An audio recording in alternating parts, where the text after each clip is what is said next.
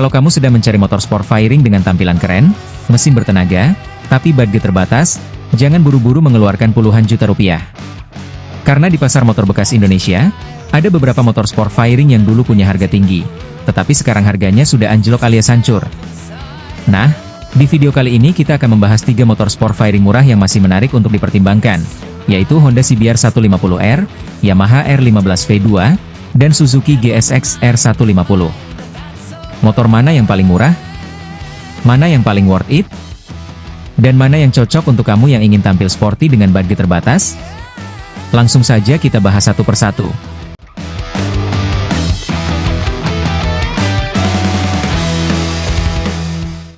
Satu, Honda CBR 150. Yang pertama adalah kualitas build atau kualitas perakitannya. Karena motor ini diimpor secara utuh dari Thailand atau berstatus CBU, kualitas finishingnya memang terkenal sangat baik. Mulai dari cat body, pemasangan firing, hingga detail komponennya terasa lebih presisi. Bahkan banyak pemilik yang mengatakan bahwa kualitas plastik bodinya lebih awet dan tidak mudah menimbulkan bunyi saat digunakan.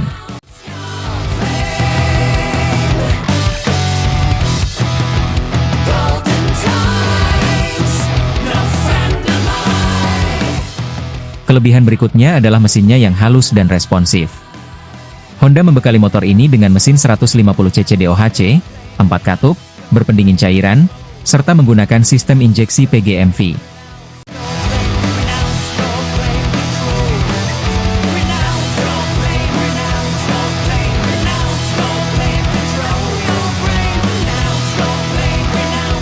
Tenaga yang dihasilkan cukup besar untuk zamannya, sehingga akselerasinya terasa responsif, terutama saat putaran mesin mulai naik. Karakter mesinnya juga terkenal halus dan nyaman digunakan untuk perjalanan jauh maupun harian.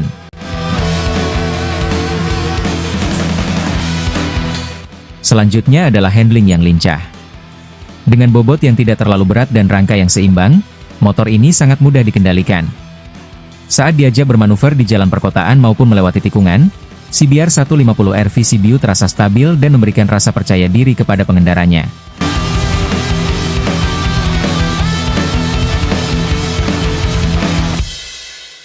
Kelebihan berikutnya yaitu posisi berkendaranya cukup nyaman. Meskipun menggunakan stang jepit seperti motor sport pada umumnya, posisi duduknya tidak terlalu menunduk. Hal ini membuat pengendara tidak cepat lelah ketika digunakan untuk touring ataupun perjalanan jarak menengah. Selain itu, motor ini juga cukup irit bahan bakar.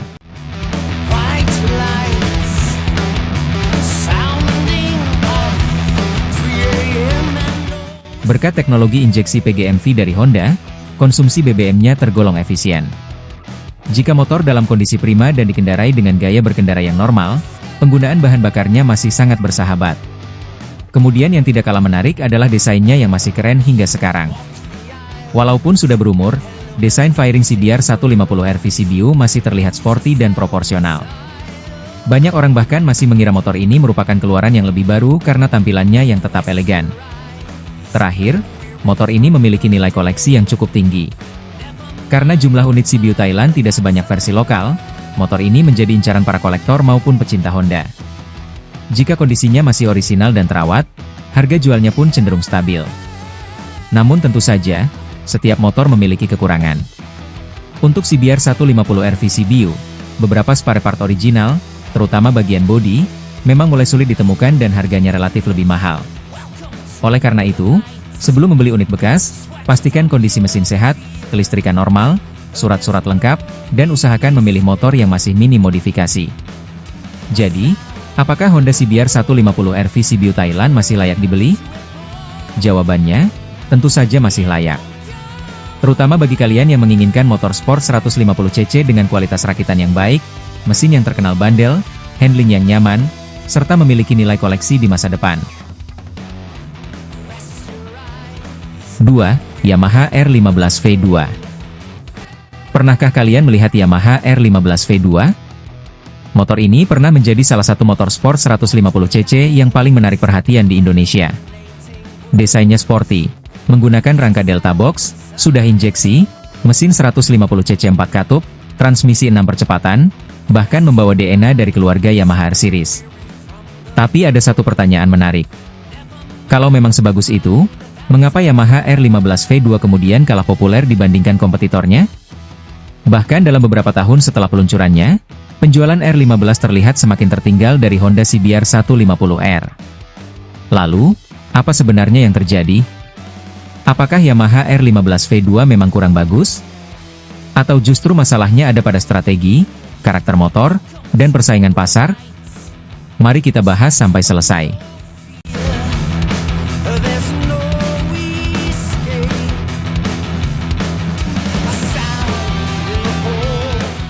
Awalnya R15V2 justru sangat dinanti.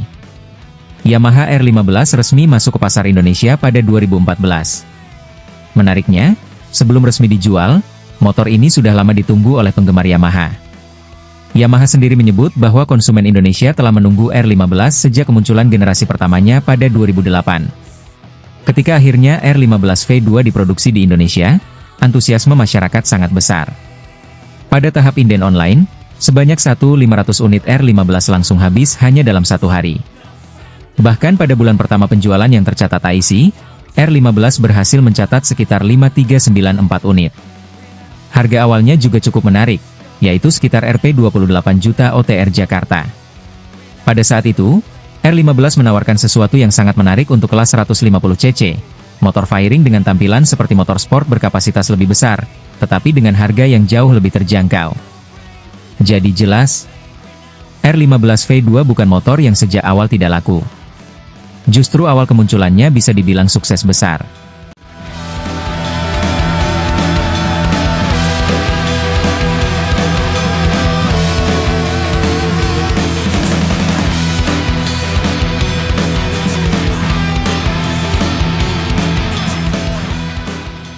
Alasan pertama, pasar mulai berubah. Masalah pertama adalah perubahan kebutuhan konsumen. R15V2 mempunyai karakter yang sangat sporty. Motor ini menggunakan posisi berkendara yang menunduk dengan stang rendah. Untuk penggemar motor sport, karakter seperti ini tentu menjadi daya tarik.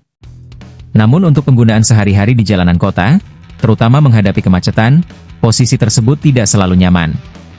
Pengujian pada masa itu juga mencatat bahwa posisi berkendara R15 yang sangat sporty dapat membuat bagian pundak dan tangan lebih cepat lelah ketika digunakan dalam perjalanan perkotaan. Artinya, R15V2 memang punya karakter yang kuat. Tetapi karakter tersebut juga menjadi kelemahannya.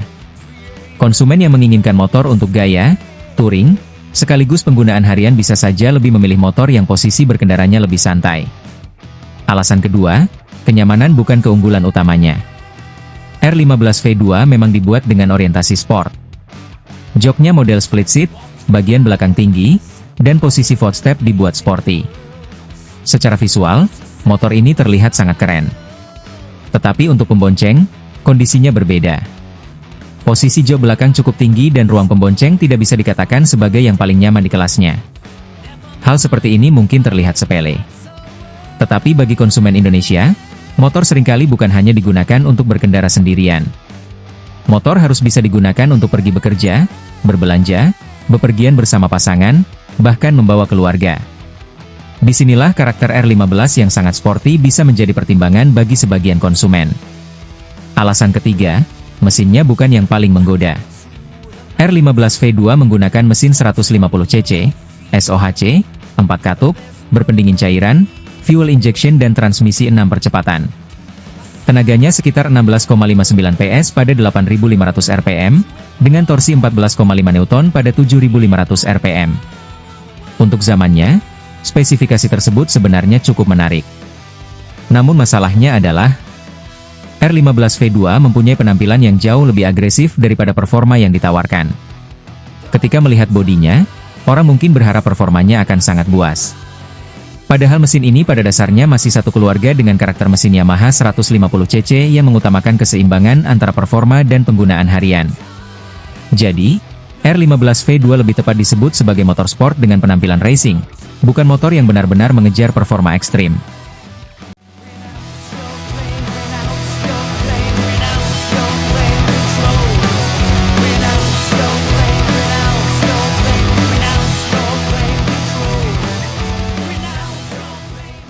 Alasan keempat, persaingan dengan Honda CBR 150R semakin ketat. Nah, Disinilah salah satu masalah terbesar R15. Awalnya R15 memang sangat unggul. Pada Mei 2014, R15 bahkan berhasil menjual 5.394 unit, sementara CBR 150R hanya sekitar 319 unit pada bulan tersebut.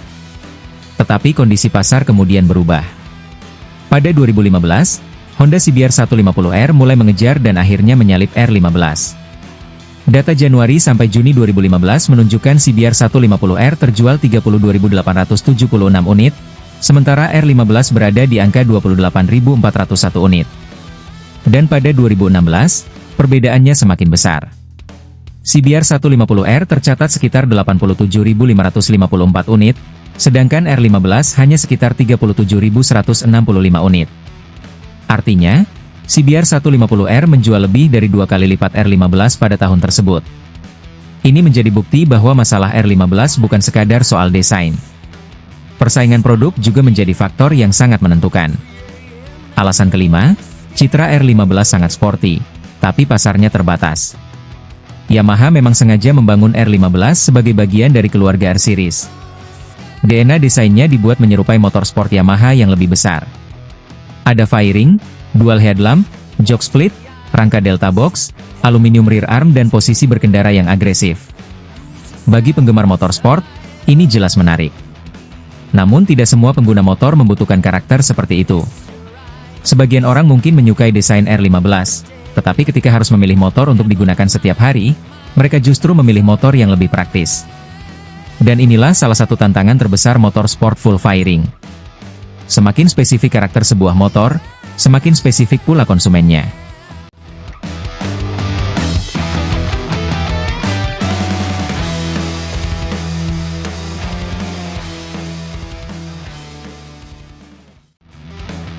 Tiga, Suzuki GSX-R 150. Kalau ngomongin motor sport 150cc, nama-nama seperti Yamaha dan Honda mungkin langsung muncul di kepala. Tapi jangan salah, ada satu motor yang kadang suka dianggap anak hilang, padahal kalau diajak jalan, performanya bisa bikin yang lain nengok. Yap, kita ngomongin Suzuki GSX 150R. Motor sport Suzuki ini punya desain agresif, mesin bertenaga, dan yang paling menarik, bobotnya cukup ringan. Jadi kalau biasanya motor sport identik dengan badan besar dan berat, GSX 150R ini justru seperti atlet gym yang makannya teratur, tapi tetap ramping. Nah, di video kali ini kita bakal bahas kelebihan Suzuki GSX 150R yang membuat motor ini masih menarik untuk dilirik, terutama buat kalian yang mencari motor sport 150cc dengan karakter berbeda.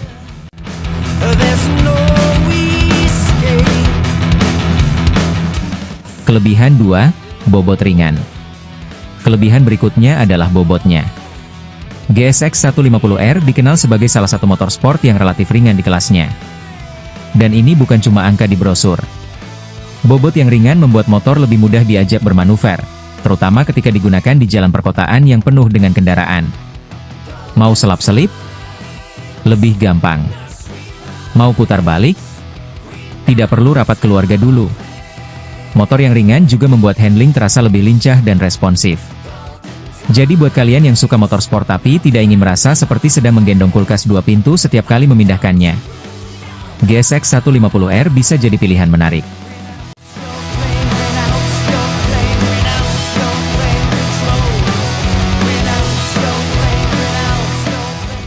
Kelebihan 3, desain sporty.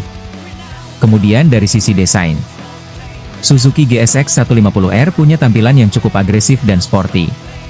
Garis bodinya tajam, posisi berkendara terasa seperti motor sport, dan desain keseluruhannya memberikan kesan modern. Apalagi kalau sudah dimodifikasi dengan konsep yang tepat. Motor standar saja sudah sporty. Ditambah sedikit sentuhan modifikasi, bisa-bisa tetangga mulai bertanya, "Itu motor baru, Mas?" Padahal sebenarnya cuma ganti beberapa part. Tapi memang salah satu daya tarik GSX 150R adalah desainnya yang tidak terlalu pasaran. Jadi kalau kalian ingin motor sport yang tampil beda dari motor yang sering berseliweran di jalan, GSX 150R punya nilai plus tersendiri.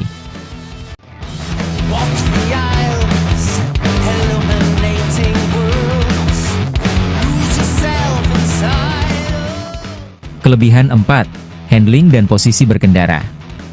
Kelebihan selanjutnya adalah handling. Dengan bobot yang ringan dan karakter rangka yang sporty, GSX 150R terasa cukup lincah ketika diajak menikung maupun bermanuver. Posisi berkendaranya juga memberikan sensasi khas motorsport. Jadi buat kalian yang ingin merasakan sensasi mengendarai motorsport tanpa harus langsung naik motor dengan kapasitas mesin 600 cc, GSX 150R bisa menjadi salah satu pilihan.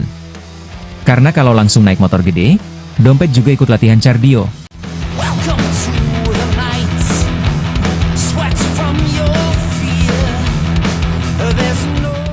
Kelebihan 5, fitur dan nilai jual. Dari sisi fitur, GSX 150R juga sudah menawarkan berbagai perlengkapan yang membuatnya tetap relevan untuk digunakan sehari-hari. Selain itu, salah satu hal yang menarik adalah karakter motor ini yang cukup unik. GSX 150R bukan motor yang terlalu umum terlihat di jalan. Dan bagi sebagian orang, justru itu yang menjadi daya tarik. Punya motor yang tidak terlalu pasaran memang ada sensasinya sendiri. Saat orang lain berkata, "Motor apa itu?" Kita tinggal jawab dengan santai, "Suzuki, bro." Selesai.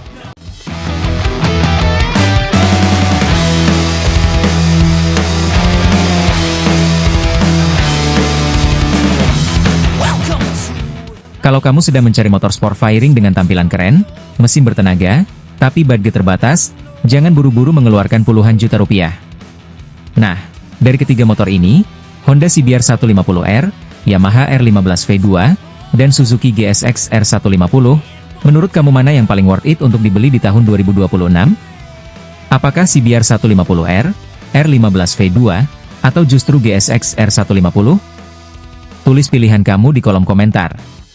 Dan kalau kamu sedang mencari motor sport firing murah di Indonesia, jangan lupa subscribe channel ini, karena kita akan terus membahas motor-motor bekas yang harganya menarik, spesifikasinya, kelebihan dan kekurangannya, sampai tips sebelum membeli. Jangan sampai karena tergiur harga murah, malah mendapatkan motor yang bikin kantong jebol. Sampai jumpa di video berikutnya.